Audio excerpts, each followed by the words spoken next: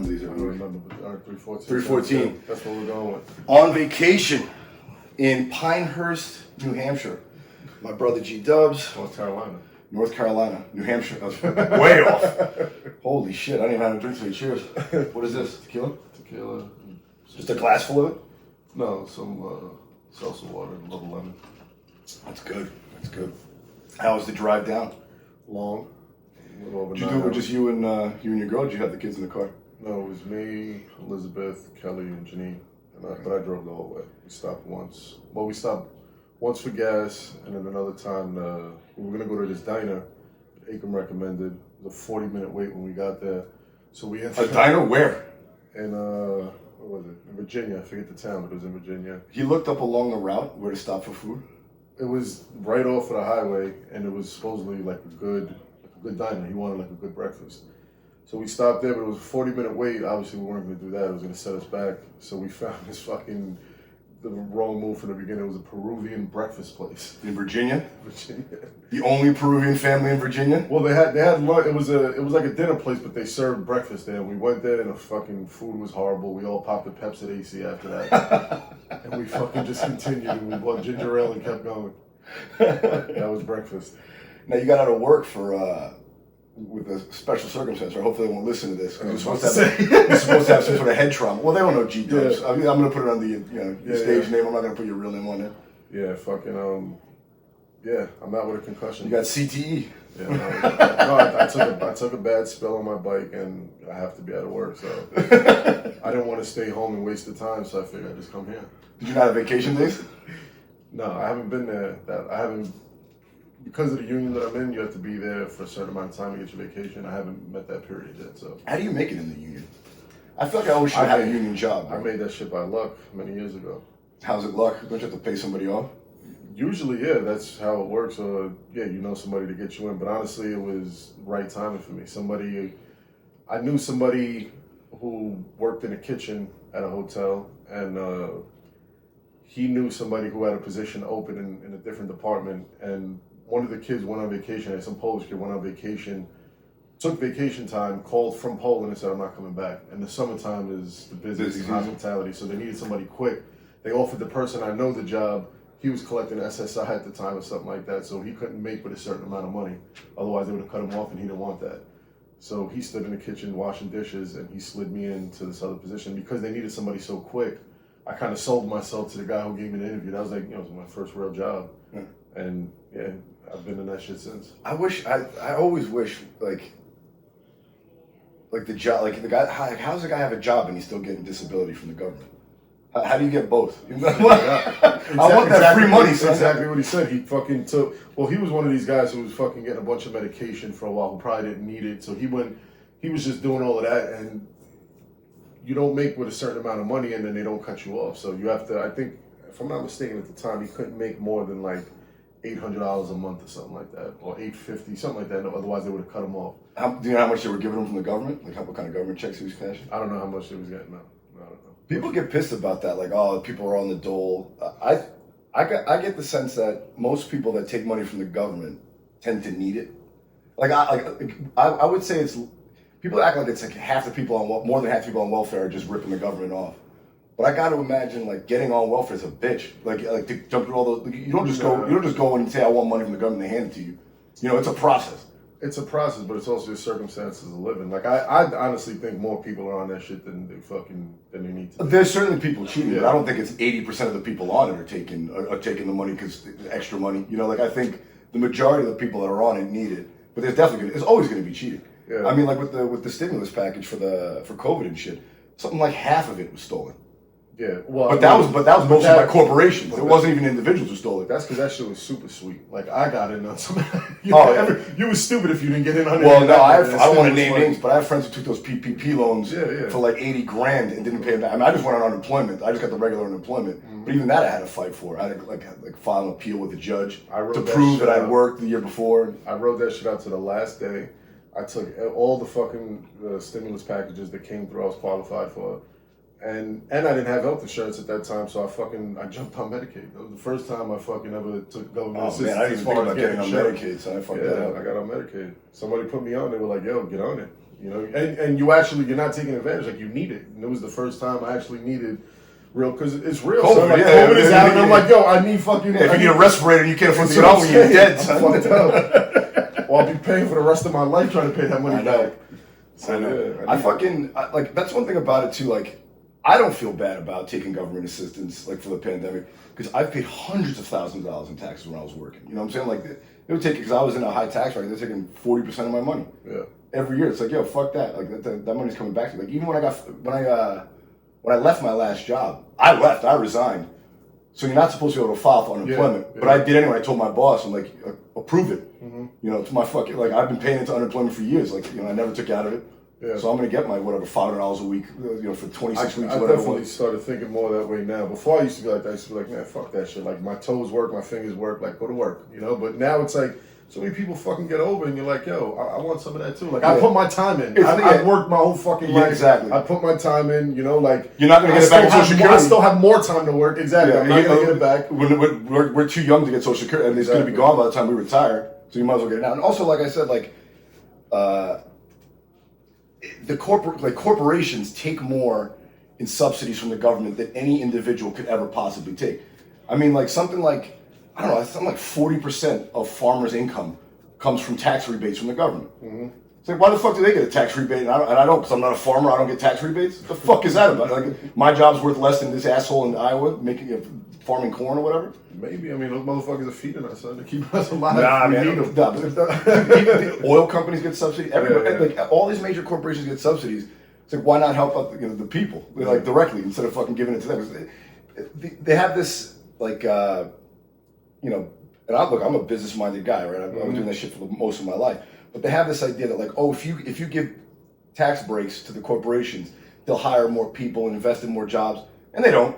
Mm-hmm. I mean, look at the airlines. They gave them a $57 billion bailout during the pandemic. Bro, they laid off a third of their fucking pilots. That's why all these flights are getting canceled now. Exactly. But they're making crazy profits because they're not paying anybody. Yeah. It's fucking bullshit, man. Same thing with the hotel industry. A lot of these hotels got a bunch of fucking money during that time, and a lot of them shut down, or like you said, they laid off more than half of the fucking staff. And then I forgot who was the fucking Holchel, I think it was. She put something in effect to where she put pressure on the hospitality industry in Manhattan specifically. The governor of New York. Yeah. Yeah, she had to open. She forced them to open at 25% capacity because a lot of these buildings. My last employer is still standing there. They're taking up 4 blocks on prime real estate on 45th Street in fucking Madison, and they haven't been open since March 2020 when everything shut down, and they're just sitting there. But she forced the hotels to open at 25% capacity, or you have to pay the employers $500 a week until they decide what they're doing with the property. But they ain't paying anybody shit. Yeah. No, some people got paid. My last employer, no, they were owned by Pakistani Airlines. These Pakistanis weren't doing shit. They didn't pay the money and they didn't open. Your hotel was owned by an airline? My last hotel, not the one I'm in now. Yeah, my last hotel was open. They were owned and operated by Pakistani Airlines, and they still haven't opened and they haven't paid anybody. So my union, there's been ongoing back and forth. We just won a case in arbitration now, so there's like a bunch of stuff. But there's money coming. Yeah, like it's gonna come when I least expect it. Where it's like, oh, here's here's your little $40K. No, it's gonna be a lot more than that. Oh wow. Yeah, because they already gave us. I guess if it was 2 years, they owe you $500 a week for 2 years. They gave us a severance package. Now they have to pay enhanced severance, and because they violated that law, the whole put in effect. There's a penalty every week. So now instead of $500, it's $1,000 per employee. I'm already up to probably about $30,000 just in that. Yeah. And then whatever the enhanced buyout or enhanced severance because of them violating the contract that they have to pay us. That's more money on top of that. And I'm a guy who's been there 7 years. There's guys who've been there 15 plus years. They're getting banked because they're getting paid by however many years they've been there. Oh, so they're going to get serious bread. You know what I mean? Like this serious bread rolling in. Yeah. See, that's the thing about, I don't know, man. Like everyone shits on unions. And look, anytime you have any organization, eventually it gets corrupt. I mean, like, every business, every church, every military operation, every government agency, eventually they get, they put their hands in the cookie jar too many fucking times. Right. Same thing with the unions, but they busted them all up. But then people wonder why, like, everyone's income is way down as compared to the 70s. Basically, relative income has been stagnant against inflation. Right. And I think it's honestly because employees can't unionize. Although they're doing it more now. I don't know if you heard, fucking Starbucks employees are unionizing. That's good. I forget who else. A couple of of those chain restaurants and shit. Yeah. They're like, fuck that. Some of the grocers. They're like, yo, we got to show up during the pandemic. No, we're not getting hazard pay. They didn't have any health insurance. The hazard pay is a big thing. City union is still gangster. So like, they still like. You could go to any other state. You come out here, you go to a hotel, you go see a person who's a housekeeper. They're probably making, if they're lucky, $18, $19 an hour. You go to the city, those housekeepers are making, the ones that people feel bad for, they're making $35 an hour to make a bed and shit. That's you know. I know, but like to clean up a hotel room in New York City, son, you better be paying somebody fucking filthy. But my point is this: is that you could go anywhere else in the fucking world, you're not going to find employees that are making that much fucking money for 35. That's you can make a decent living off of that. Maybe not things not in New York City, but elsewhere. Yeah. But it's still a significant amount of money. Like from a person who's coming from a third world country who doesn't know how to really speak English. They're able to make $35 and they're buying homes. These women live in homes. These guys that I know, these housemen and stuff like that, they're making good money. They have houses. They did good for themselves. Yeah, the one union they don't go after. I was saying this to Rachel recently. The only union that somehow nobody wants to bust up is police unions. Yeah, you can't fire a cop to save your fucking life. I mean, like, we have all these fucked up shootings. But I'm not even talking about that. Like, think about Uvalde. Bro, an hour and a half they were standing in the hallway while this guy was killing kids. Mm-hmm. None of those cops got fired. Right. None of them. Right. Even the guy who was in command, Pete Arredondo, who was like the head of the Unified School District Command, he's on paid administrative leave. Mm-hmm. They didn't fire him. So how the fuck, like, if you're not doing you clearly didn't do your job if you didn't go in there and shoot and kill the gunman for an hour and a half. You know what I'm saying? Like, police union, their political ties are a lot stronger. So. I know, but I'm surprised that the teachers, because there's more teachers than cops. Yeah. Somehow they unions get fucked up all the time. They're not. They're just not together like that. Like cops is, it's the whole blue wall of silence thing. Like there's like a brotherhood with that, and they also don't really have that in the fucking education system. Yeah, but if you think about it too, like just like the firemen, like if the cops decide to do a work, like they legally obliged to show up to work, but they can just do a work slowdown as a protest and not issue anything. They did it in New York City during. When was it? When de Blasio was still mayor. When those two cops got shot, they said, "All right, we're not issuing any more tickets." The city of New York gets something like 60% of its revenue from from citations. Crazy. So they said, "So we're stop issuing tickets." For like 3 weeks, the city was losing fucking $300 million a week, and the mayor folded. You give them whatever they want because they needed the money. Yeah. You know what I'm saying? But no one gives a shit. Teachers aren't going to teach. Oh well. I mean, parents are pissed because they want to send their kids to school. Yeah. But no one's losing money. Like the mayor's not losing money. Right. If the fire department strikes and fucking buildings start burning down, son, people are gonna get tight about that. Yeah. I don't know. Their job is more important. Yeah, exactly. It's more important. Yeah, but the thing with the police, especially Uvalde, it's like I don't understand how you can't fire someone for like gross negligence. They have them on camera standing around doing nothing. Yeah. Shots are popping off. I don't know. And also I don't know how those cops didn't bust in. I get the sense that most cops want to be cops because they want to be the hero. You're always gonna have some fucking hard-on cop who is the bully in high school and now wants to have a little bit of power with the badge. But most of them, I feel like identify themselves, as a fucking superhero. They want to be the guy to kick in the door and shoot the kidnapper and save a life. Yeah. But then there was 140 police officers on scene. Not one of them was like, fuck it, I'm going in, fuck the rest of you guys. You know what I'm saying? Like, they had a machine gun, bro, they had a tank on site. They could have went right to the wall of the school, bro. They had a fucking tank.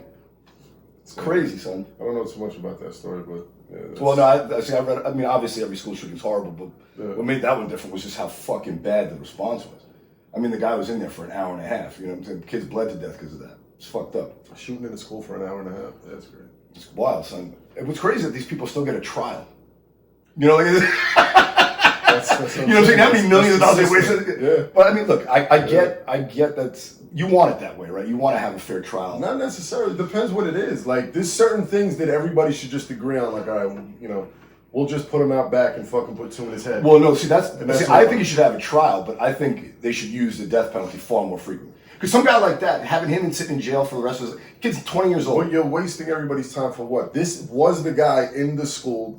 How is he fighting? Like, there's no argument against what he did. Well, yeah, no, but what they do is in death penalty trials, they have a second trial to see if so there's like a second hearing to see if the jury votes once if you're guilty and then again as to whether or not they give you the death penalty. Mm-hmm. So in most states, if you're convicted, the judge can't hand down a death sentence. The jury has to say, 17 counts of first degree murder, and then they recommend the death penalty and the judge accepts it or not. So they should only have the choice whether they want to kill the guy who committed the crime. As that guy, I'd just be like, I'm gonna either die in jail or you're gonna kill. Just fucking kill me. Well, I mean, Sam, can you have your own say in that? Yeah. Like, instead of having in some states you just can. Take me out. In some states you can. I know, like in Utah, you can. So, like in Utah, you were able to request a death penalty if you got life, and you could still request the means by which you want to get killed. So, up until recently, you could they had the option of the electric chair, lethal injection, the gas chamber, and firing squad. And some guy like 8 years ago requested the firing squad. He wanted to go out. That's hardcore. Yeah. Well, all of that shit is pretty hardcore because you're injecting yourself with some bullshit. But I feel like I would want to be dead. Same with the Bogravano said. When I was in 80X Supermax in solitary confinement for 8 straight years, they should have just killed me. I'd rather been dead. They're keeping me in there at a cost of $100,000 a year. Yeah. He was like, I killed 19 people. They should have killed me. I shouldn't have been. How would you go? Like, as far as, if you had your choice, would you do firing squad, lethal injection? I feel like I could do. I wouldn't do the chair. The chair thing is fucking nuts. I feel like, that's crazy. I feel like anything more than 5 years, I can maybe do 10 years. What do you do? 85% of the time, you do 8.5 years. Yeah. But anything over 10 years, I'm like, just kill me. And honestly, the firing squad is terrible. I think the best way to go is just they put a gun to your head. Because the firing squad, they don't do that. They don't. Yeah, but that'd be the best because the lights go out immediately. Wouldn't it be the same thing with injection? Like they shoot some shit in you. You don't really feel a needle. But there's like 3 different drugs. It's like laughing gas. Kind of. But there's 3 different drugs they use, and they're finding that not all the time, like people don't administer it right because they're not medical professionals. So you may fuck yourself up. So the first thing they give you is a sedative. Then they give you something that paralyzes you, so you can't move, but you're awake. Then the 3rd drug kills you. But if they don't use enough of the 3rd drug, you're laying there paralyzed, not being able to tell them you're not dead yet. And they gotta wait for like 40 minutes for so you're just like fucking, you're dying slowly. Where's the fire? Like if you choose firing squad, where's the first place they're hitting? Are they hitting you in your chest? Are they hitting you? That's a good question. Or do they just let go and just wherever you get hit until you die? I think it's they just let go, but I think the way they do it is because they don't executioners aren't in the room anymore when they do this. Like they just hit buttons from other rooms. But I think the way that they worked the firing squad out, at least in Utah, was they had multiple guys firing. And not all of them had live rounds, so no one knew who the killer was. So, let's say there's 5 guys shooting, 3 of the guns have live ammunition, 2 of them have blanks. They don't tell the shooters, and they just fire at the guy. So that way, it's not on anyone's conscience. Like you can plausibly say, "Oh, my gun isn't the gun that fired the bullet that killed him." But it's still fucked up. But you're still gonna know. It's still animalistic. But if you aim and you hit him right in the head and you aim for his head, you're gonna know that was your shot. You're not gonna be confused. Just think about that. Like they're taking, if you're religious, like they're taking God's fucking choice to be like they're playing God at that point. Like I'm gonna kill you. Like you're gonna sit in this chair. We're gonna line these fucking guys up, and we're just gonna fucking shoot you till you die. Yeah, pretty nuts. You know what I'm saying? I mean, but people that do that, the people that get the death penalty, people who killed other people. Of course, yeah. I mean, no one's gotten the death penalty for dealing cocaine. It's just not the way it's done. But it's crazy. But there's people who got a fucking 100 years for dealing cocaine. You're like, that's insane. You know what I mean? Like, there's people who get way too much time for for drug dealing. In California, where I live, there's still people sitting in prison for marijuana crimes that are no longer illegal. Yeah. But because they committed them when it was still illegal, they're still sitting there and they're not vacating the sentence. I know. Could you imagine doing 25 years for selling, 2 pounds of weed and now it's completely legal and you're sitting there like, why the fuck am I in jail? I know a guy like that he's from Queens and he got caught up dealing a bunch of pounds and pounds of fucking hydro back in the day when that was hard to come by. And yeah, he's doing, if I'm not mistaken, he got sentenced to 30 years. And he's on Instagram now from jail with a petition going around basically saying since they're lenient on laws, I need people to help sign this petition to get me out and, his whole fucking story. But yeah, I mean, he was just responsible for moving pounds of fucking weed through Queens, back in the early 2000s. Yeah, that's what he got 30 years. That's fucking sick. But he also threatened during his case, he threatened who the fuck was it? If it was the DA or I don't know if it was a witness or a DA. I think it was a DA, and I think that's what really fucked him. Oh yeah, there was a whole article that came out about that. Yeah, he was fucking. I think he's a Yugoslavian guy, something like that, and yeah, he ended up threatening somebody. I think that's what really fucked him up. Yeah, but he was making a lot of money off fucking weed. The sentencing is crazy because like I was the last time I was called for jury duty. It was in a case involving it was to determine whether or not a repeated sex offender should be eligible for parole. It was like a hearing like that. Mm-hmm. And they called me up and they're like, asking me all these questions. And they're like, do you think you could be, it's like, do you think, I forget which attorney, the prosecution, the defense asked me, like, do you think someone that commits a sexual crime, do you think they could be rehabilitated? And I said, no, absolutely not. Yeah. Like that's it. Like just like you're born gay, some people are born pedophiles. You don't stop liking pussy. Yeah, exactly. Yeah, exactly. If you're a man, you don't stop liking pussy. It was this guy's third conviction for molesting little boys under the age of 16. And I'm like, that guy's broken. You know what I'm saying? Like, of course, I can't be impartial because if you let him out, what's he gonna do again? He's gonna be a fourth kid that he's gonna fucking rape. So cases like that, like I feel like the fact that he even had a chance to get out. That's what I was gonna say. It doesn't make sense. Whereas a guy who sold weed in 2004 is doing 30 fucking years. You know what I'm saying? Like that. And I think people that commit sex crimes like that, violent sex crimes, they should be eligible for the death penalty. Yeah. Even if they don't kill the victim, clearly that kind of predatory behavior is not going to stop. You know what I'm saying? Like I can't think of one child rapist who reformed. Who didn't who was like, oh, you know what, I'm done with that now. Yeah. It doesn't happen because you can't make a straight person gay. You can't make a gay person straight. You can't make some guy who likes to be a predator to kids not want to prey on kids. You know what I'm saying? Like you can't tell a lion don't eat the gazelle. That's what he fucking does. You know what I'm saying? That's it. There's no arguing with it. It's just the way he was born. That's his excuse. I used to do that back in the day. That's not me anymore. It's like, get the fuck out of here. Not me anymore. Yeah. Although I do think you can rehab some people. I do think that in certain cases of murder, like crimes of passion, like a guy comes in, catches his wife cheating, in his bed, and he shoots the fucking, he shoots and kills her boyfriend. Mm-hmm. I can see how that guy could be rehabilitated because in that moment he lost his mind. He's not a murderous guy. He's not planning a murder. He was enraged in the moment. We all have a gene in us that could you could kill for survival, and that's just what it was. He killed out of anger, which is not a good thing, but yeah, it could be rehabilitated. But I think anybody is capable of killing and murder. Like if you're defending a loved one, if it's a parent who's like, I can never kill nobody, but you see some guy jumping on your kid, that thing in you, that innate feeling of protecting your child will kick in, and you could kill that person. True. My last guest, Handren, was talking about that because he recently became a parent. Another buddy of mine, Alex, Saul, and they were, all of them were like, I couldn't imagine killing somebody. It's like until I had a kid, now I could easily imagine killing. Like if somebody hurt my kid, they're dead. You know what I'm saying? Any loved one is close, your mother, if you have a good relationship with your parent like that, in that way, with like somebody that you love. You would do what you have to do to defend somebody you love. At least you should. If not, I think you're a fucking coward if you don't. You know what I mean? Like, you should defend people that you love, like family, your kid, whatever. Yeah. It doesn't have to go to the extent of killing, but when you fight, you don't know the outcome of that. Yeah. Death could be the outcome of any fight, even if it's just a fucking... Well, that happens all the time. Fist fight. You sent me that clip of the guy in, I think it was in Queens. No, it was in Chicago, maybe. The bouncer who punched that guy. He fell off the curb and cracked his head and died. Shit, yeah. It's like, well, I mean... It's unfortunate, but that bouncer should be tried for involuntary manslaughter. I mean, he killed that guy on accident, but he killed him nonetheless. You know what I'm saying? Like, even if you think, a road rage incident, you think it's going to be a quick, fair fight, and this guy may end up trying to fucking stab you to death. Yeah. Now you got to kill him because, you're saving your... Like, it turns... That's why you got to try to avoid shit. You know what I mean? The more you can avoid, the better, because you never know the outcome. Well, you saw in New York, dude, in that bodega, that old Dominican man who got attacked by the black guy. They just dropped his charges yesterday. But they arraigned him on, what is it, $1 million bail for because the guy came, so those that don't know, there was a bodega robbed, I think it was in the Bronx, and a black guy who had a rap sheet a mile long, went in there with his girlfriend and a knife and held up the bodega to try and... rob the guy. No, that wasn't it. So he went in there with his girlfriend and the kid, and the kid was trying to buy potato chips. They were trying to pay for it on the EBT card. The EBT card was declined, so the owner took the chips out of the kid's hand to put it back. The guy got mad, like, why'd you snatch the chips out of her hand like that? Went behind the counter, attacked him. There's video of it. Not even like he's like pressing him, and the guy got him cornered off in the corner. And the guy was like, obviously he was in fear. He was trying. He fucking reached for his knife and he stabbed this dude in his neck.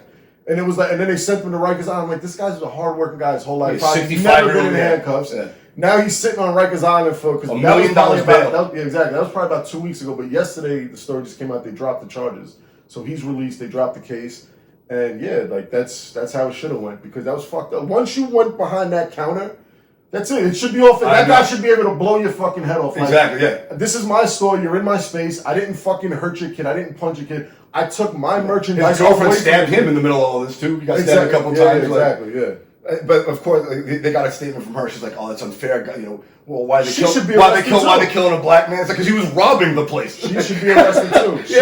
Accomplice. Yeah, she'd be an accomplice to an assault. Because I guarantee, there's no audio to the video, but I guarantee she's the one yapping away, amping him up. Oh, you gonna let him snatch the fucking chick? You know what I mean? Like it's always a woman hyping it until motherfuckers start dying. Then it's like, oh, a black man's dead. It's like we should have killed you first. I would have stabbed her first. Bitch was a fucking animal. Says she's an animal, bro. That shit is crazy. Women love it. Women, man, there's something. Could you imagine if you walked around knowing you couldn't get hit? You know, like that's it. Because women know that half the population is not allowed to hit them, so they can just say outlandish shit. You know, they can escalate the situation. Like, think about if you have no accountability for your words. I mean, that's the one thing about being a guy that's very different than a woman. Like, a woman can say anything and not expect physical violence, but as a man, you can't pop off at the mouth and not expect to get punched in the fucking face. You know what I'm saying? Like, that's why women were fucking better back then, because you even watch the shows from back then, bitches were getting smacked in those TV shows. They knew how to stay in line. They knew how to stay. But now it's because you have all of these things in place where they feel like, oh, it's, all of these fucking rules, all this PC bullshit that you can't talk about because it becomes a problem. They'll fucking cancel you. Yeah, they'll cancel this episode if we get into it like that. But yeah, I mean, back in the day, you used to know that stay in line, watch your mouth, and not in that way as if you're in a possessive way, but like, it could go down. Yeah, relax your fucking mouth. Yeah, you're gonna get us all in trouble. Stop talking crazy. Yeah, like if we're in the store and two guys are getting into it, don't you start getting in the middle of that. When two guys are fighting, you go stand off in the corner, and you know what you do? Call the ambulance if your man gets fucked up. That should be your only job. Don't get in the middle of this shit because you may escalate the situation. You're gonna escalate it, or you're gonna stop a good. I may have a good swing. Here you come. Now I get hit in the side of the fucking temple. Now this guy knocks me out because you got in the middle of us. Yeah, exactly. You know what I mean? Like you fucked everything. I mean, up. I remember those when we used to watch them with Pop. Like I mean, you watch fucking. I think it's even in It's a Wonderful Life with Jimmy Stewart. Right. This a woman starts crying. Stop acting hysterical. What? And what she do? She came over here 1-2, a 2-piece combo. Yeah, all those shows back then, they were shaking them up. They grab and start shaking and rattling. Get hold of yourself. Oh shit. I'm not condoning that shit. What I'm saying is, it goes to show you the contrast from then to now. They were different. Now you can't do that now because you go to jail. But look what you got. You got a fucking bunch of chickens running around with no fucking head on them out. But that's why I like what happened with the Johnny Depp case, because it proves that women have access to lies. Yeah. Amber Heard was lying. The press liars. Yeah, exactly. It proves that women can also be physically abusive to their man. Mm-hmm. Because she was smacking him up, taking a shit on his bed, cut his finger off with the vodka bottle. The idea that it always goes one way, that somehow women are beyond reproach. They're perfect. We gotta change. We gotta change what we're doing. It's like, well, come on now. No, we're all human. Women aren't perfect either. What are you doing to make yourself better? Stop pointing the finger at me and pointing the finger at yourself. Like, what can I do to make myself better? That's part of the problem. Like, everyone's so quick to tell everyone else what they need to change. Nobody stops and wait, but maybe I'm doing some fucked up shit. Maybe I'm thinking about things wrong. Yeah. No one, and that happens across genders and races and cultures. The fucking Muslims are telling us how to live, and we're telling them how to live. You know what I'm saying? It happens all the time. Who knows who's right? I think we're right because it's a more progressive and accepting society. But bro, we might die and find out Allah was right. You got to keep those bitches in a tent. Who's to say in the tent? Who's to say? But it's weird that it's very easy to point to other people's problems. Very hard to point to your own. Your own flaws. Right. And like I said, women are notoriously good at blaming other motherfuckers. Dude, think about it. Every time a woman cheats on her husband, it's like, oh, he wasn't giving me enough attention. Every time a husband cheats on his wife, oh, he's a piece of shit. Right. It's like, what? Wait a minute. How is that? Maybe you denied him for sex, so he went elsewhere. Maybe you weren't giving him enough attention. Maybe if you fucked your husband, you wouldn't fuck somebody else. You know what I'm saying? Stop pointing the finger. It troubles me because, because I make a point in my life to try and figure out what the fuck's wrong with me. Yeah. And it bothers me when no one else even attempts to do the same. Oh, maybe I shouldn't have done that. No one ever says that. But most people don't ever say that. It's like, somebody else wronged me. A lot of people, a lot of these people just aren't aware, bro. They're just not aware in that way. They don't take the time to fucking analyze themselves or the situation and, like you said, be accountable for their own shit. It's easier to not take accountability. It's just what it comes way down to. Easier. Yeah. Way easier. Anyway, enough with the tough topics, bro. The new album. Let me hear it. I know that's why we're doing. Well, we're doing this because I'm on vacation and you're the guest I had available. I could have done Cookie again, but I'll save that for next year. Yeah, the new album. I'm gonna put it out in August. It's called The Most Gifted, and yeah, produced by me. I produced all the tracks. So you let me hear like 15 of them at the crib a couple weeks ago. Yeah. Have you now? Because I know you want to keep it to like 12, right? I wanted to, but honestly, man, it's like, it's all good. So, and everything I made for this album was in the vein of, this is specifically for this. So there's not 3 tracks, like I'll hold these for the next one? That's what I'm saying. Yeah. Even if I take something and I put it on something else, even though people listening to it may not know, I know every time it comes on, it's like, that was made specifically for that. It won't fit. So even if I, which is crazy when you think about it, because when you think about 14, so really it would be like 14 played songs and then the intro, right? The intro is just the intro, so that really doesn't count. But, you think of 14 songs now and you're like, oh man, that's a pretty long album. But it's like, no, that's what the fuck albums used to be. It's just people are used to now albums being 10 songs long. Yeah, dude, I remember runtimes on albums used to be dumb long. And you go back to the 70s, the songs themselves would be 7 minutes long, bro. They'll do a fucking 8-minute song back in the day. Like, you couldn't get radio play. Because it was so fucking long. Yeah, 7 minute, exactly. A 7-minute single. And you're like, this is crazy. The fucking beat would rock for the first 3 minutes before anybody started fucking singing. But, yeah, I mean, the runtime of it, so the track listing would be 14, 15 songs, but the runtime of it is anywhere between like 38 and 40 minutes, which is not that long. It's still, it's a decent ride. But when I listen to it, I just don't want it to feel long. Because I've made an album, one of my albums that I made before, every time I hear it, I'm like, man, this shit feels long. I could have broke this up or which one? A few songs out. Armory of Thought. Okay. Armory of Thought was the first time I produced for myself, and it's a good album. I like all the songs on it because I put it out. I stand by it. But when I listen to it, and if I haven't listened to it in a while, and I go back on a ride or something, and I'm listening, I'm like, it just feels like it plays long. And I just was always conscious of when I made albums, I didn't want it to feel like that again. But I mean, when I listen to this album, when I hear it, I'm like, I have the sequence all together already. I'm pretty fixed on how I sequenced it. And I'm like, I like the way it feels. It could feel a little long at times, but then again, I don't know if it's just me. But for the people I've let hear it, they're like, yo, it sounds good. I like it. And, it's people's opinions who I value. So I'm like, I think I'm just going to keep it how it is. I think I'm going to keep the 14, 15 songs. And like, when I spoke to Prez, he was like, yo, people are putting out a bunch of bullshit. So yeah, give them more good shit. Like, who cares if it's 15 songs? Well, especially if you think they're not going to fit for the next album.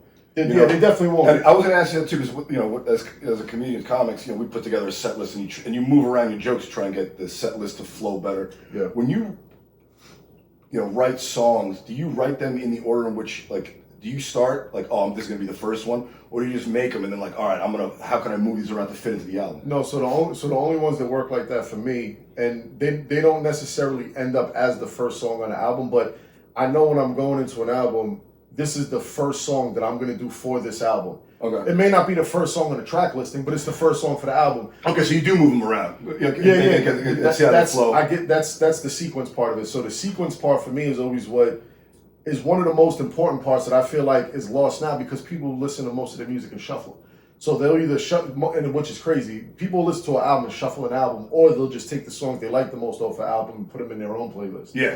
So, but I still find the art in, like, when you create an album, you have to make sure that the cohesiveness of the transitions of each song, I clip my songs, or I make sure they all go into the next song, how this, like, I want it to play out, like, almost theatrical in a way. That's something I love you to do that, because that's something that I miss from, albums of the 90s. I mean, I remember, Snoop Dogg's album. It has the whole DJ in between, and it plays all the Wu albums, same thing, like the end of the previous song bleeds into the beginning of the next. Right. So you have to listen to it, or it sounds fucking funny if you don't.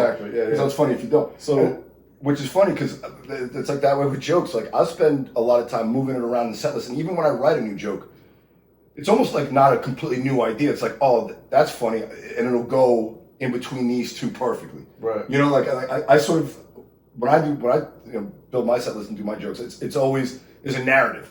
I have to start at a certain place and end at a certain place. And if I did the same 10 jokes in a jumbled order, it would not be as good as the way I'd written it originally. Like, oh, I want it in this order. Yeah. And sometimes we shift it around and see if things get better and new things come in and old things come out. But I never just Like I can barely most of my jokes I can't just tell randomly because they have to go in an order for them to hit the right way. Yeah. You know, like I have to talk about, you know, I'm talking jokes about dad before I get the jokes about mom because it makes the jokes about mom make more sense. You know, like or vice versa, like or jokes about my dating life, and you know, or jokes about me being married and then being single because that's the order in which, you know, I kind of wrote it and it makes sense in my mind. Like the jokes play better in the order determined by the order in which I tell them. So when you're writing the joke, it's just the joke that you're writing first, and then basically the sequence comes later. Yeah. I was like, oh, this will fit great in here. Or a lot of times I'll have a joke and you just keep expanding it. Like, oh, I can add this and add this and add this. Well, wouldn't that, so that's interesting because I feel like if I was writing comedy too, I would almost approach it like an album. Like, it's a story, right? It's your story. It's whatever you're trying to tell in that set or that half hour. And it's the same thing if I'm making music that's also a half hour. I've made an album that's 30 minutes long. Yeah. And you could play it the same way. It's just creating that. It's a story, but there's an arc. Yeah, exactly. Yeah, so that's basically, and I kind of write it when there's like two. It's weird. Like when I look at my sets now, there's kind of two humps, right? There's like you start, and there's one hump, and you level out, and then there's a big hump, and then you close out and tie it back to the, you know. Is there like, do you save emergency shit? Like, okay, this didn't work. So maybe this follow-up won't work, so let me go to something that I know always works. The longer I've been doing it, the more material you have and the better you are at that. And that's just reading the audience. Like, I'll do that now every time before I go out on stage. I'll look and see, like, oh, is the crowd older or younger? Are they drunk or are they sober? Because then I'm like, all right, if they're older, I'm going to take these 3 jokes out and replace them with three other jokes so they get the references better. You know, if they're drunker, I'm like, oh, I'll go dirtier because they'll keep their attention as opposed to if they're sober in the early show. Yeah. And maybe a little bit cleaner because they're just coming from dinner and they don't want to hear me talking about fisting my sister or whatever the fuck I'm talking about. It's really all the same shit because it's the same thing, right? Like I could be doing a new song off a newer album that has a certain tempo. You can see the crowd's not reacting if you're performing it live, and then you're like, you're better off telling your DJ go jump out of it. Go to Farmer's Joint. You know they like that song. That's gonna work. That brings the energy up. Like just go to something. You jump out of it. Yeah, you jump out of it. Like, oh, they want more. Or if they like if something's rocking, like, oh, they like that. I'll give them 5 more jokes just like it. I got 5 more jokes just like it. Yeah, that's interesting. It's weird. It's when you're doing it well. It's kind of like you're a composer. Like you get them to laugh on cue, you know, like, and then you slow it down and speed it up and slow it. You know, it's almost like they're the instrument and I'm the one like playing it. You know, the crowd, like the crowd is like I'm the composer and they're the orchestra, right? And they respond to my cues.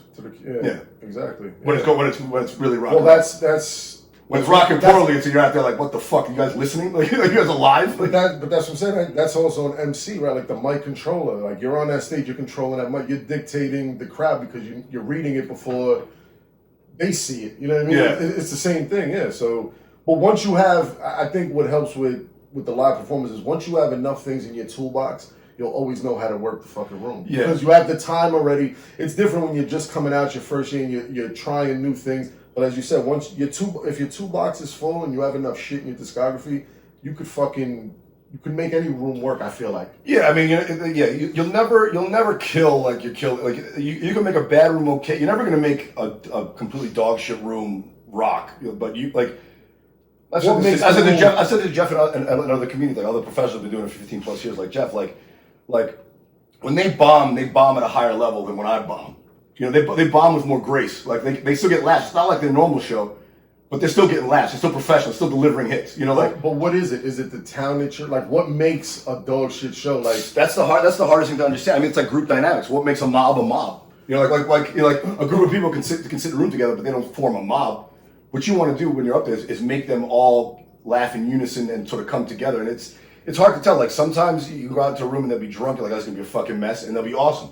And sometimes you go in a room that's packed and they're just fucking weird. And there's no two ways about it. There's days of the week matter. Like, you know, if you're doing a Monday through Friday show, you know, let's say a later show, I can imagine that crowd would be more down because these people might have been at work all day and it's fucking 11 o'clock. So usually does that matter? It does. Like not in any individual show, but over a course of many shows, I found the Friday and Saturday. You do typically on a weekend, like when I'm out with Jeff, I'll do 5 shows: 1 Thursday, 2 Friday, 2 Saturday. I've found the crowds that I like are the late show Friday and Saturday because they're rowdier, they're younger, they're ready to go. Friday, yeah. Okay.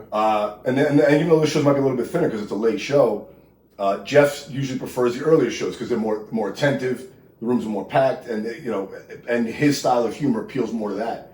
Like I'm dirtier, so the later shows are usually full of younger people who are drunker and they're down with getting fucking weird. But then you get surprised sometimes. Like sometimes on a Thursday, which is usually a light show, we did Phoenix 2 weeks ago. The fucking room was packed, and it was the best show of the week. Like sometimes it just comes together for no good reason other than the people that were in the room were ready to rock. The Friday and Saturday makes sense to me because I'm thinking, these are working class people that are coming out. They want to have a good time Friday night. So that energy that they're walking into the club with, I feel like helps more, psychologically for them, or how it's Friday. I don't have to work tomorrow. I'm gonna fucking go balls deep tonight. Yeah. You know what I mean? Like I have fucking 2 days to recover, and so yeah, that makes sense. But like a Thursday, I would feel like it's a little different because you're out on a Thursday night late show. Most of these people, I gotta get up for work. Yeah. That whole build up to their life, I feel like would affect how they come into the room. And there's always more. We do Thursday shows usually, but sometimes we do Sunday shows. And the Thursday and Sunday show is always kind of more of a wild card. Like you can bank more on the Friday, Saturday, early late show being the way I just described. That sounds. Yeah, but the Thursday and Sunday, it's a wild card. Like they could be dope or they could be fucking garbage. And you don't know.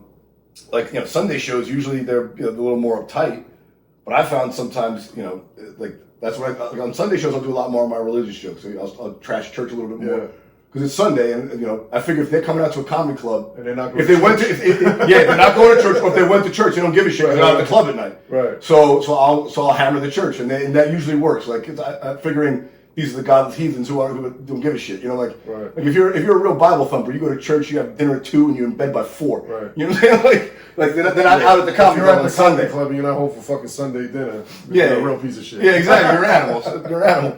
But and we want you here. Yeah, of course. Well, they drink a lot more, which is what the club cares about. That's how they make most of their money.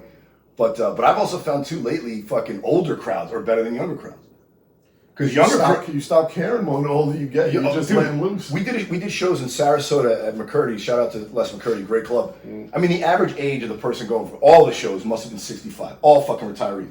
Bro, got Brent out there too, Sarasota. Yeah, my buddy Donzola was telling the dirtiest jokes he had in his arsenal. The kid's a fucking animal. Yeah. They couldn't get enough. I mean, like they were ready to rock with it. But then, I do a show in LA with a bunch of 20-year-olds, and they get mad uptight sometimes. Like, what are you worried about? Like I thought young people were supposed to be free, like free-willed and carefree. They're too woke for their own good. Those fucking idiots. You got the world by the balls, and you don't even know it. So, you know what I'm saying? You're young, you're beautiful, you got a little bit of money because you're coming out on a fucking... That's what I was about to say, you're afforded to live in LA. Yeah, exactly. What are you mad crying about? Yeah. Like, people that I don't know have it bad. It's like, since when do you care? Exactly. I say that all the time too. Me and Jeff always laugh about it because of the homeless situation in LA. A lot of some woke comics, female comics, whatever. They'll be like, isn't this horrible? It's like, well, what are you doing to help it? You got 2 spare bedrooms. You letting homeless live in there? Exactly. Like, we should do something about this. Well, we should. What are you doing? Exactly. If you think it's that much of a problem, why aren't you helping out? You know what I'm saying? Like, do something about it. Like, you're there's things I complain about, and they're usually things I can't control because it bothers me that I can't control. But things that I have any amount of control over, it's like, well, then I'll start complaining when I've exhausted all my options. Exactly. Like when I'm done. When was the last time you fed them? When was the last time you brought them a fucking burrito? Yeah. I bet you had a nice burrito before you came to the club. Yeah. How many promo T-shirts do you have gathering dust in your fucking back of your closet? You can give it to a homeless guy with a shirt. None of your fans are buying. Give it to the homeless. Yeah, exactly. That's actually good. That might be a good way to fucking advertise. If you went down to Skid Row, I mean, there's like 40,000 homeless people. If you gave out, I should do that. Just make 40,000 Ready Set Blow podcasts. You should just give it out to the homeless, and everyone's like, "Yo, who the fuck?" Ready Set Blow sponsoring the homeless. I used to make. I don't know if you remember, what do they call them? Flight jackets. I don't know if you remember flight jackets. The little fucking construction workers wear them. They're like the little bubbles or whatever. They got little squares on them. And I used to put the Gifted's logo on the back of them, and I used to give them to homeless dudes in the train station because they'd always be in the train station. Yeah. And we used to give them jackets. I've done that. I would say 2008, 2009. Me and one of my boys, we used to fucking make jackets. We used to make them in the basement. We had a press machine. We'd fucking make these jackets. We'd make T-shirts and shit. And we'd fucking bring them to these dudes in the train station and just put them on them. And yeah, that was promo. Did it help? Probably not. But still, the guy was warmer than he was without that jacket. I mean, it could have been worse. You could have given it out to your friends who just threw it out. This is the funniest shit. I remember I was working in my last job, and I used to go to the gym after work. There was a sports club right across the street. So I used to go to the gym in Grand Central. Then I would get on the train and come back home. And I had a pair of slippers that I used to, because sometimes I used to shower up in the gym, and you don't want to walk on the nasty floor. So I used to have these you ever see anybody do that shit, son? People walk around all the time. How fucking all the time. Who are these animals, it's bro? Disgusting. It's fucking disgusting. Bro, I saw somebody walk into the bathroom on an airplane recently barefoot. It's disgusting. How fucking, like, first of all, you shouldn't be taking your fucking shoes off on the airplanes. And if I do, like, let's say this is the sneaker, my heel is out. Yeah, I'm doing this just to let my foot breathe. Yes. I'm not taking them out and putting them on the fucking nasty carpet. I saw a guy walk barefooted, but even worse, I saw a guy once walk in with his socks on. I'm like, bro, your socks are just soaking up everyone's piss. It's disgusting. It's fucking ridiculous, bro. Who are these animals? Anyway, right, so I'm on the train, and I have these, Nike slides on that are, Velcro. So they're in my gym bag or whatever, and I see this fucking homeless guy. It's maybe 7, 8 o'clock, right? So the train's fairly packed. I'm standing up, and he's walking by. He's passing through the car to ask for money. He got nothing on his feet, right? He's fucking homeless, but his feet, they were just, it looked like rocks coming out of his feet. All types of bones and shit. Like, he was you know what I call those? The tree trunk feet. They have that in New York City, son. I haven't seen a homeless person in LA with it. Because the homeless people in LA, they're all mentally fucked, but they all look pretty good and in shape. Yeah. In New York City, bro, I remember I used to see guys, homeless guys, their legs would be all swollen and cracked. Oh, cracked. And their feet would look like bark. Yeah, so I call them tree foot. Fucking his shit, this guy, his shit was tore up. And you could tell he was walking, God knows how long, all day back and forth from this train. Anyway, so I'm standing up, I see the dude come in from the end, I see his feet, I'm like, oh, man, it's fucked up. So I'm like, I got more slides at home. I'm like, I don't got no money to fucking give him. Let me give him these slippers. At least he has something, something to walk on. And they're Velcro, so you could readjust them. So I take them shits out. He's starting to walk up. He's asking me, I said, I got no money for you. I said, here, man, put these on. Put these on your feet. He looks at me, he goes, this is how he goes, what size are they? I said, I don't know what size they are, but they're fucking adjustable. I said, they're better than what you got on now. And he looked at them, didn't say thank you, nothing. He took them, held them in his 2 fingers, and kept walking. He walked away with them. You didn't even put them on? I could sell these for I said, I said, what the fuck? I felt like, he made me feel like the asshole. Give them back. He made me feel, yeah, exactly. You want to take, but he made me feel like the asshole. I'm like, I just gave you fucking slippers, so you didn't have to finish walking down this fucking car. Nah, he held them shits in his 2 fingers and just looked at him and just walked up, didn't say thank you, just kept walking with them shits. I was like, yeah, that was hilarious. He went to the next car and was like, I'm selling these shit for a hit. Anybody got a hit, son? One hit, some rock, meth, whatever you got, heroin, you're selling these new slides. Gave him my good Nike slides, bro. Oh, fucking dude chumped me for them shits in front of everybody. He looked at me and said, what size are these? I said, nigga, it's better than what you got on now. You got nothing on your feet. I've seen homeless people turn away food. It's like, hey, you want the rest of this? Nah. I'm good, yeah, right? Oh, I'd rather eat out of the dumpster. Like, what the fuck is wrong with you? All right. I don't know, man. I don't know. I feel like the homeless thing, it's just crazy people out on the street and drug addicts mostly. You know what I'm saying? There used to be asylums where they put them in, they put them inside. Now in New York City, it's a lot worse. I feel like, post-pandemic, the trains are insane. I don't know why they're not putting any of these people in home. They're not getting the medicine they deserve because it's not really homeless. It's just crazy people. It's people that need medicine. Whacked out. And they're just doing bugged out shit. Like they're shaving on the train or they're in between carts brushing their teeth on the elevated train and they're just spitting, they got a little bottle and they're just, brushing it. Just weird shit that you see in your life. I mean, they used to put them in Bellevue on Roosevelt Island, but they closed it down. Well, because Roosevelt Island's a money making now. People are spending top dollar to live over there. You have to live in between Manhattan. To live on that water. Yeah. But I'm saying, like that, they used to have a place to go. Now they're just out in the street, which is one of the reasons why I think I've said this to everybody who listen. Because everyone complains about the homeless in LA. I'm like, the homeless in LA, they're like barely homeless compared to the homeless people in New York. Yeah. The homeless people in New York are fucking. I mean, they're like cockroaches, where they can survive. I mean, that show Alone. Get 10 homeless people and they'll fucking all win alone. They can do 100 days in the wilderness, no problem. Yeah. Because they're fucking animals. The homeless in California, they got tents. They got food. There's food around. Like, the weather's nice. Bro, to survive in New York winter, you got to be a fucking animal, bro. You know what I'm saying? Like there's, 60,000 homeless people in LA? And it's funny because I don't know where they go. You never see them. That's you don't see where they go. The homeless, you can see the homeless everywhere in LA. In New York, they're like rats. They live in the fucking tunnels. You don't see them. You don't even know where they're at. You'll catch them on a train throughout the day, but then even at night, if you ride the train, they're not sleeping on the train.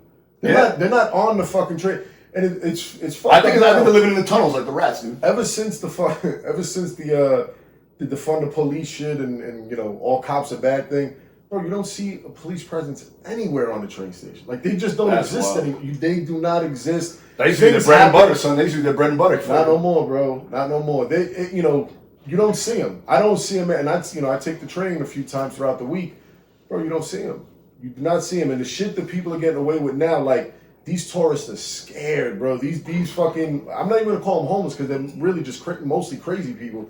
These crazy dudes, bro, they got these tourists under pressure. Like, they're sitting down, these homeless motherfuckers are holding a rail over them, just looking at them. And these homeless people are just like, the tourists are just like, you know how they have the map behind you? Yeah. They're like over, like, just the map and homeless person's like this with their head turned, like, with their head look at the map. Like, the tourists, you know, they got them under pressure, bro. It's fucking Do they get money out of them? No, they're not asking for money. They just sweating them.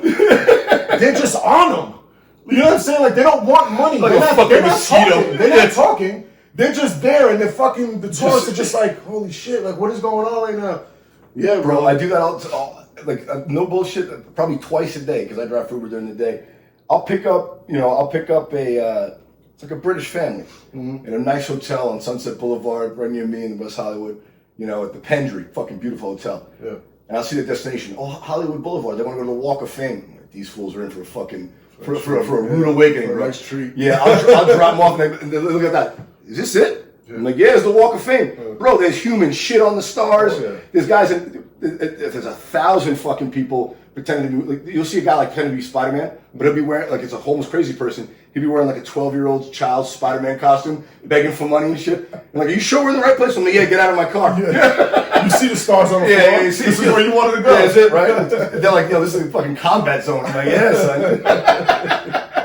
Shit's wild. That's what the city's like, bro. It's intense right now. It's very intense. It hasn't felt like that specifically in the subway system for a long time. You feel very on edge. Like the 90s. It feels like it could go down at any minute. It feels like the 90s. All of that shit where motherfuckers used to be with their iPad on the train, you don't see that shit no more. Nobody got their iPad on the train out, you know, playing with their shit or their laptop open doing work. Well, I remember one time Dad smacked me because I pulled money out of my pocket on the train. He's like, don't do that. People are watching. So I pulled like $2 that you know, Papa gave me out of the... not in public. Most of every time I go, I mean, especially when I'm traveling to work, you know, if I'm wearing pants, it's pants with fucking, you know, some cargos with zippers on them or something like that. I always have my shit like that off. You know, I never keep my shit in my back pocket. If I do have just regular, you know, pockets on, it's in my front pocket.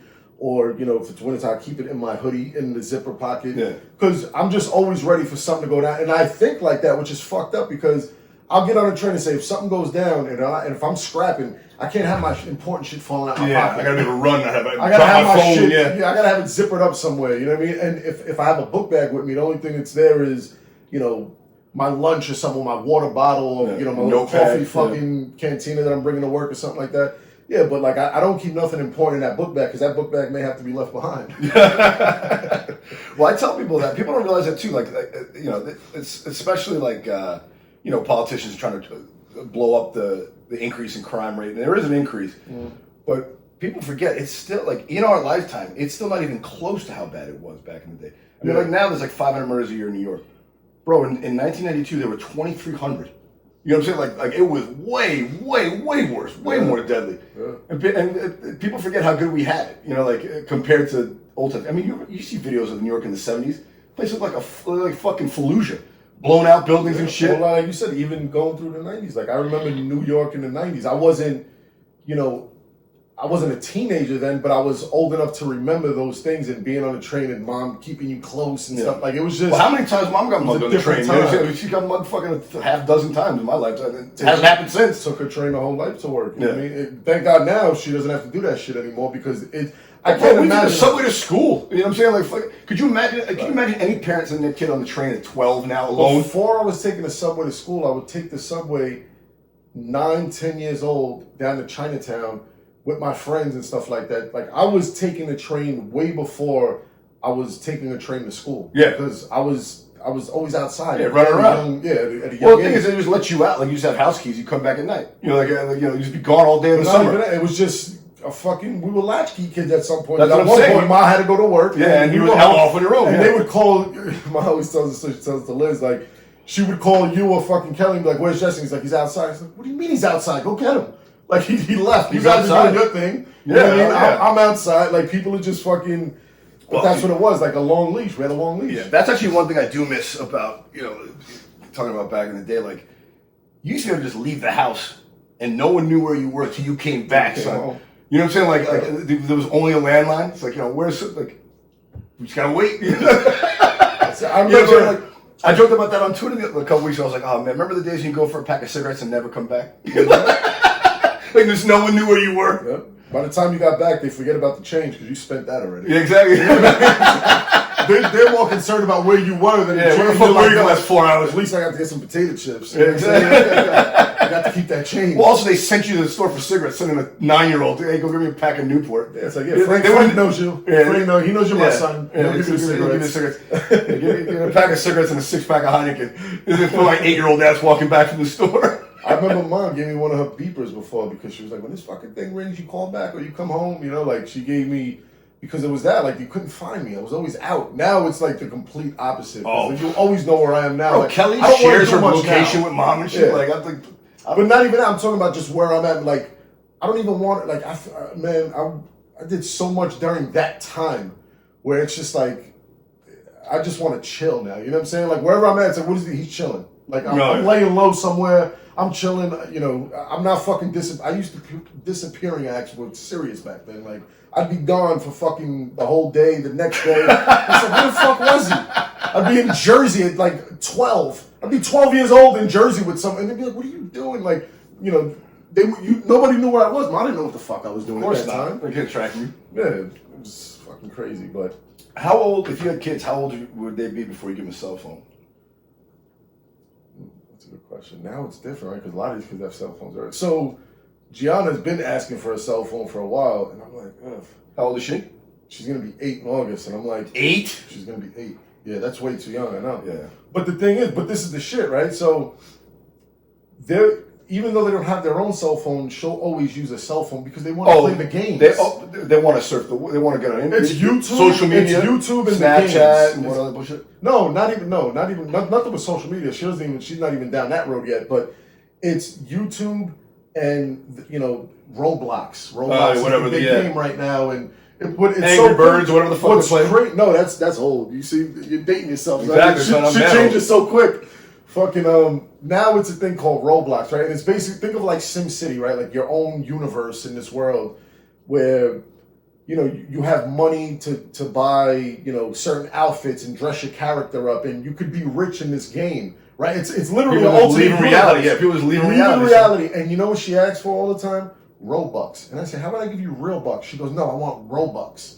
She'd prefer this fantasy money living in the metaverse, son. than real money. Yeah. But this is what I'm saying. Like, this is, and it's not uncommon. Like, I've learned all of this shit from my godson. Like, Aiden went through this phase. He's a little older now, but like, it just keeps passing on. Even Ryan was, she was talking to Ryan one day about it, and he used to play Roblox. And I said, it's been around that long, and Ryan was like, that came out when I was young, but it's still going now strong. And these kids, like, they prefer fake money than real money, and I'm like, that's fucking crazy. Because I've never turned down real money. Of course not. You could give her real money, she'd be like, I want Robux. No, I want 100 Robux. I'm like, how about $100? No, you can buy Robux for real dollars. You gotta tell her. By the way, you can buy Robux for real American money. You know what I'm saying? With 100 US, you could probably be a millionaire in Robux. You know what I'm saying? Like that's the crazy part. The metaverse. Motherfuckers are buying land in the metaverse and don't have land in the real verse. You know what I'm saying? Like they're buying, like, oh, I'm gonna buy a property next to Snoop Dogg. Right. Where do you live now? I live with my mom. Like in the basement. Whatever. Like, or I live with, I'm a college student struggling, but I'm gonna spend all my excess money on buying fake land in a fake universe. That honestly, what I was confused, like, who's to say whatever metaverse that is the one that we're gonna, like, think about it. Like when we were kids, like there was the PS2, right? The GameCube. You had fucking Sega. Like, who's to say which metaverse is gonna be the one that wins? So if you buy land in the wrong one, you're assed out because like nobody cares about Atari. No, like if you got land in Atari, you got nothing. But also, but the bigger thing of it is like, I found this funny because I don't know if I told you this story. I heard it in the news. A woman went into the metaverse and she got apparently she got like groped in like her avatar got groped in the metaverse, and she's like, I feel unsafe, and like Facebook had to apologize, and we're gonna police this and that, and I'm like, that's not real, right? Like when I play Grand Theft Auto or I play Red Dead Redemption, I'm murdering everybody, son. Because in real life, I can't murder anybody. Right. You know what I'm saying? Like in Grand Theft Auto, you're having sex with hookers and doing drug deals. Because I'm not doing that in the real life. If you have to behave the same way you behave in the real world in the metaverse, what's the point of the metaverse? Exactly. What the fuck is the point of the imaginary land? That's a good point. You know, we want to make the metaverse a safe space. I'm like, bro, it's not real. Right. You know what I'm saying? We should be able to it's do not what real. we want, right? Yeah, exactly. It's not real. If I kill somebody in the metaverse, they should just be reborn with an extra life, and that's the end of it. Like, you shouldn't be like, oh my god, I feel unsafe in the fake space. Right. It's fucking ridiculous, bro.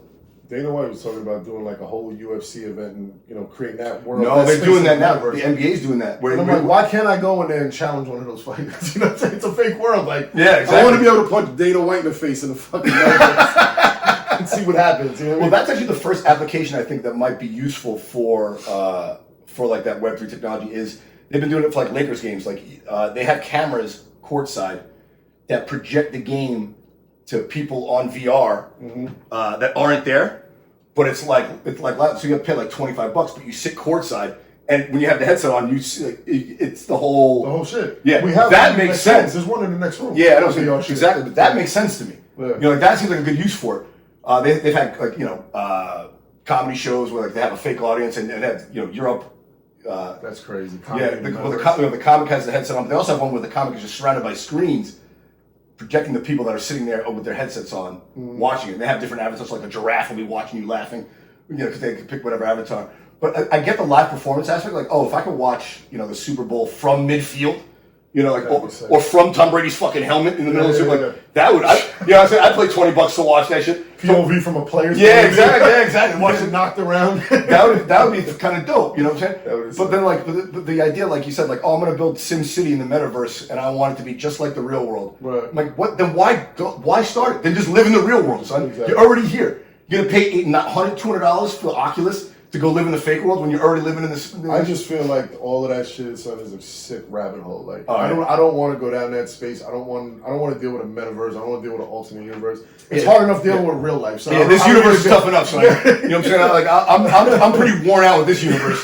Exactly. I don't need another trip around. Exactly, and it's another fucking distraction. Like I said, there's Janine that brought. She got some VR shit over there. I was playing the other night, and I'm literally walking. It's a bar fight thing. I'm walking into a bar. It's about 10 guys in there charging at me who wants to fight, and I'm swinging these fucking remotes. Breaking shit in the living room. I'm like, I can't believe this is happening. Like this, you look down and you see your hand. You accidentally kick the dog. It's like, oh shit! I'm like, this is crazy. I'm like, I don't want to. You're throwing blows. You kick your dog by accident. You punch your leg. Oh shit! Sorry, I didn't see. Bro, but not even where it took my adrenaline. I took the hit off. I said, this isn't fun. I'm anxious. Why are you taking me there? I don't want to go there. Like, I could deal with that in real life. I don't want to fucking walk into a virtual bar and everybody wants to fight me. What the fuck is this? This shit's crazy, man. That reminds me of an old Bill Maher joke. I don't know why. I think it's the anxiety portion of it. But he's like, Bill Maher talks about like in the 90s, he did coke for like a year or two, he'd give it a try. He's like, it wasn't for me. He's like, it made me anxious. He's like, if I wanted to be anxious, I'd get a real job. Real. My life story. If I wanted to be anxious, I'd get a real job. Like, real job. Go to the metaverse and get worried about a bar fight. I'm avoiding bar fights in the real world. I'm going to volunteer for a bar fight in the fake world. They're like, you got to play it in this room because there's more space so you don't hit nothing. So you don't break your own shit. It's that serious? Yeah, right. I didn't know it was that real. I thought I can't play this sitting down. And you couldn't. I started sitting down. Next thing I know, I see guys coming at me. I'm like, I got to get up. You got to move. I don't need this shit, bro. I'm going to the pool.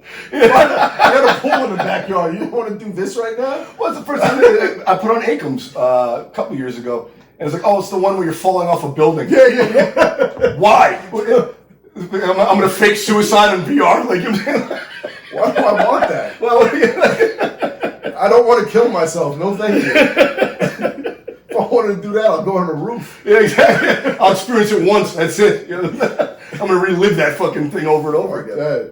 Hell yeah. You want to grab another beer? We're low. Yeah. I'm grabbing another. All right. We're back with the news. Of course, the New York Post delivers. Non-stop sex and 4 a.m. parties. Parents go wild with kids finally away at camp. On the first Monday in June, Christiana Hilberg dropped her 10-year-old off at a circus camp, her 4-year-old at a Montessori day camp, and her 2-year-old at daycare. Then she headed straight to the sex shop for toys and supplies to spice things up. The 32-year-old media manager had big plans. She'd taken the day off from work and intended to stay off email and with her husband. He messaged me and was like, let's stay in bed and fuck all day. Hillberg, an Arizona native, now living in South Dakota, said, I was like, oh my God, yes, I can't wait to be close together, not worry about making too much noise.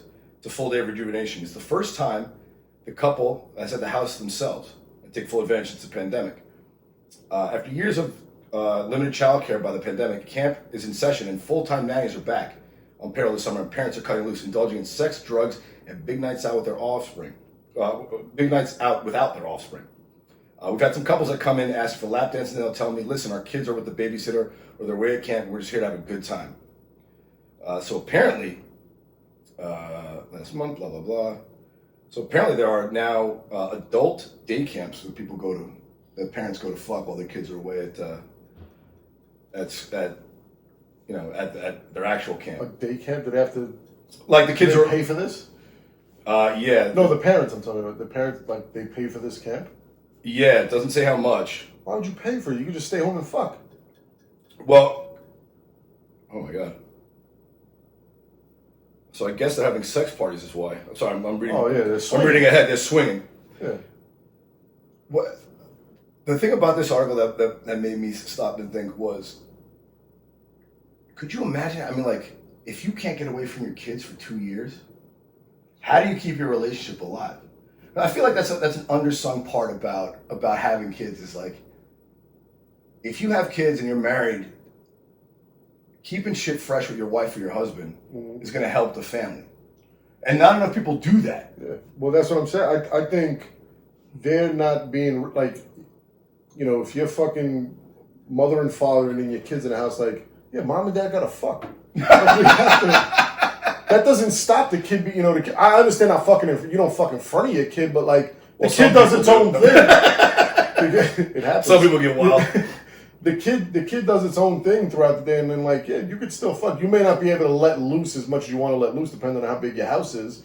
But I mean, yeah, fucking should still always be going down, no matter if you have a kid or not. Like, yeah, the swinging thing is a little weird though, because I feel like, I don't know, I feel like the same thing with the open relationships. I said it before. Like, if you're fucking around like that, then you shouldn't have been in that relationship to begin with. You know what I'm saying? Like, yeah, just find a friend that you fuck that also yeah, wants to be fuck single. other people. Yeah, just be single and Exactly. And It's not a casually relationship. yeah. It's just a friend. Like, this is my friend. We like to fuck each other, but we also like to fuck other people. But dude, I think that's a big part of it though. Like, I don't know. I feel like Cookie Pop generation, like, you know, they were committed. Like, all right, one and done. You know, they had the mind. Like, they went in with the mindset that this is it. Yeah.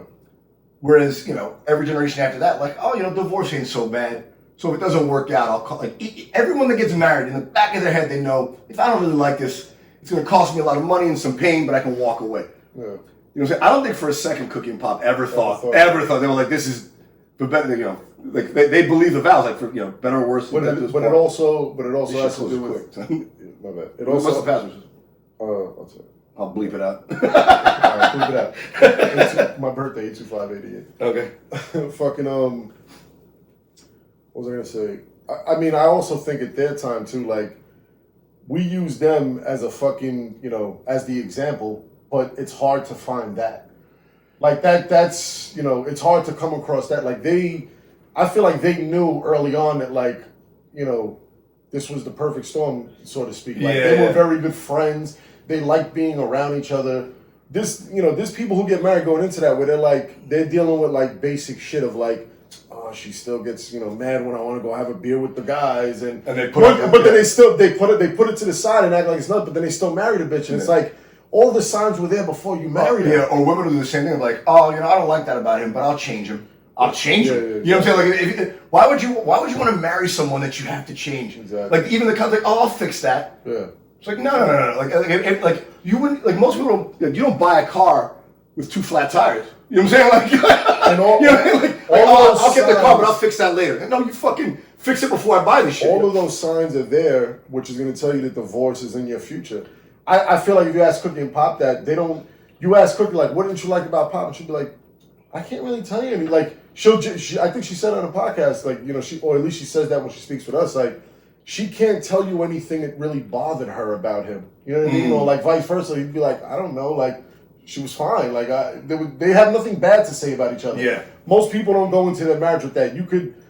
That's true. I mean, maybe they maybe they did it to their friends or in their youth, but I've never heard Cookie or Pop complain about something the other one did. Yeah, no. They never complained, period. Yeah. I was like, even about bro, we'd be sweating to death in line at Disney World, no complaint. Like, they just never complain. Can you name one time Cookie complained about something? You know what I'm saying? Like, I have one, and it's funny. Mom gave me this story, some time ago, and this was the only thing I've heard, and it was funny because it was fixed right then and there. Like, one day, supposedly, Cookie had made dinner, and Pop was on the couch watching TV, and she was washing the dishes, and she stopped everything, and she was like, when are you gonna help me with the dishes? And Pop was just like, he got up, and ever since then, she would make dinner, and he would do the dishes. And that was that. She asked him once. You know what I'm saying? Exactly. I didn't know you wanted me to. But that was the big thing that she was holding in. That one day she just had enough and was like, "When are you?" And he was like, "Oh, all right." I didn't know you wanted my help. help. I didn't know it was a thing. Yeah. And that was always their thing. She would cook, he would do the dishes. Yeah. And from that day forward. But that's what I'm saying. Like that thing of that could have escalated into something else, right? But Pop's personality wouldn't do that. He wouldn't be like, well, you're supposed, he didn't escalate that thing that she had. He didn't fight back. He didn't fight back about because it wasn't that serious. It was like, oh, all right. Well, that's what you want me to do. I'll do the dishes. Well, then once we finish eating, I'll do the dishes. Yeah. Like that's it. Well, you mentioned that to me, and I hadn't realized it. I remember you called me one day. You're like, "Yo, Rand, do you ever remember?" It's like, of course, you remember Cook calling Pop. Thomas, dinner's ready, or Thomas, come upstairs. You never heard. He's like, "Do you ever remember Pop's holler Cookie's name?" Never. He never called her once. Never.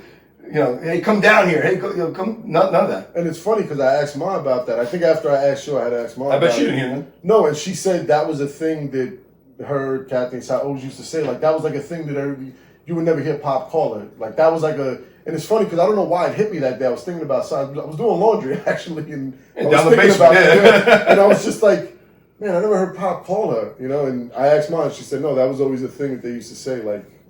Everybody thought about you never heard Pop call Cookie. I was like, that's fucking great. I know. Oh, here's the big news that Kelly's been talking about. Ricky Martin denies shocking claims of incestuous relationship with Nephew. Oh boy. Ricky Martin is denying a family member's shocking allegations that he was in an incestuous relationship with his nephew for 7 months.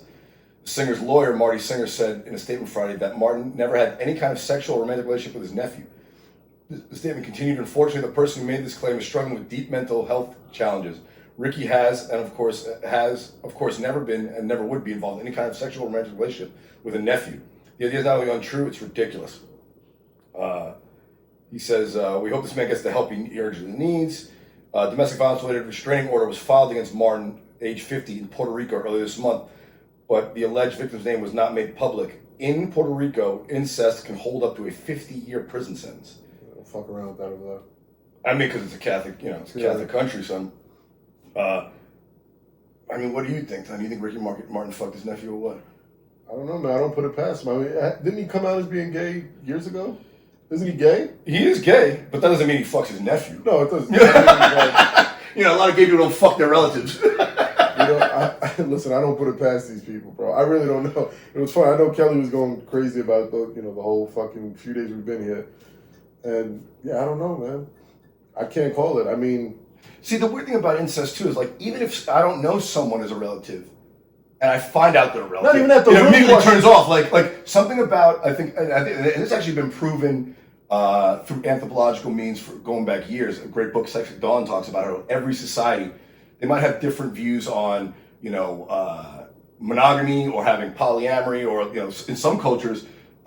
Women after they get married, their husband has sex with them first, and every other man in the tribe has sex with them because they believe it increases the chance of fertility. Like it's a weird custom.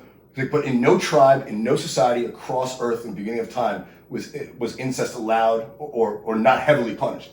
So there's something innate in human beings. You don't just like we don't want to eat other humans because we know it's not because it's gross to do that, but because subconsciously we know that we can get poisoned doing that. So if you have a disease and I eat another human, I will get disease. So you steer away from that. Same thing with incest. The reason why it turns off in most people's heads because we know it'll create fucking mentally challenged kids. It's not a viable reproductive means. But it should be more than that. Other than thinking about a fucking retard kid, why would you want to fuck your family? I know. That's what I'm saying. My whole thing is what did Ricky Martin stop doing that his nephew came out with this? Even if that's the case, something went wrong somewhere. And also, I'm thinking about Wasn't he going against the government of Puerto Rico a few years ago about something? He was out there protesting against the government or something. This could be deeper than what it is. You know what I'm saying? It's true. It's true. Because I know he was on the front lines with something where he was protesting against Puerto Rico a few years ago. So who knows? I mean, who really fucking knows about people? But I don't put it past him. I mean, a freak's a freak. You know what I'm saying? See, there's another thing too about celebrities too. Like there is that like thing with celebrity that, I mean, they've had so much so fast put at their doorstep, they just get weird. I mean, like Marlon Brando famously fucked Richard Pryor just because he could. You know what I'm saying? Because he was like, I've had all the women in Hollywood. Let me fuck the most famous black guy. You know what I'm saying? Like, they just get weird. Like, something about being that famous and that powerful makes you like, oh, let's see what I can get away with. But no matter how much pussy I had, I'm not thinking about, let me see what Richard Pryor's like now. But that's what I'm saying, man. That's what's crazy. That's what I'm curious about. Like, what in the human psyche is like, you know what? I've had it all to the point where I got to try this. Like, how deep do you have to go? You could still go deep with a woman. You don't have to go deep with a guy. Like, you can start getting weird with a woman still. You know what I mean? Like, it's fucking, that shit is crazy.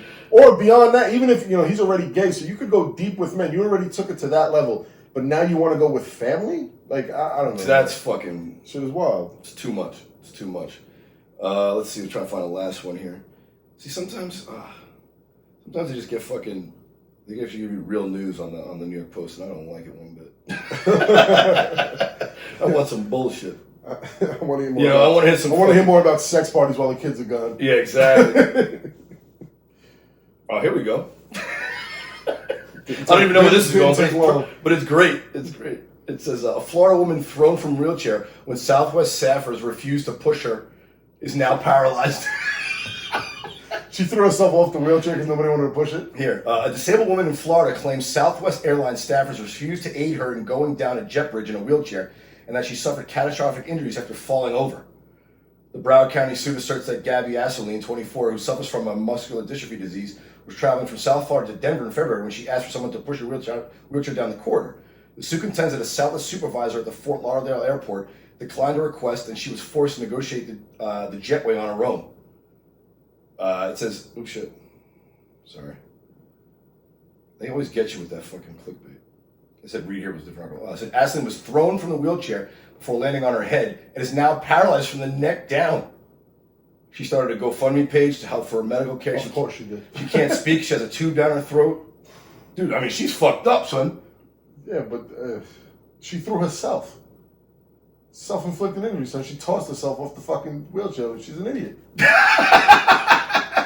I'm not going to feel bad for her. You want me to pay your GoFundMe because you threw yourself? Fucking retarded. I'm going to crash my own car and start a GoFundMe. I'm going to go run into the fucking wall and then expect people to give me money. Dude, that's one thing. I mean, maybe I'm bugging out, man. I got to look up the math here.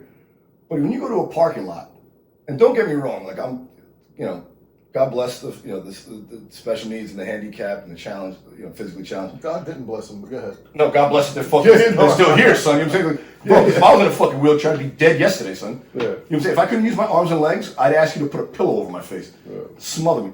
Get the firing squad on. Yeah, so get the firing squad out. Hurry this shit up.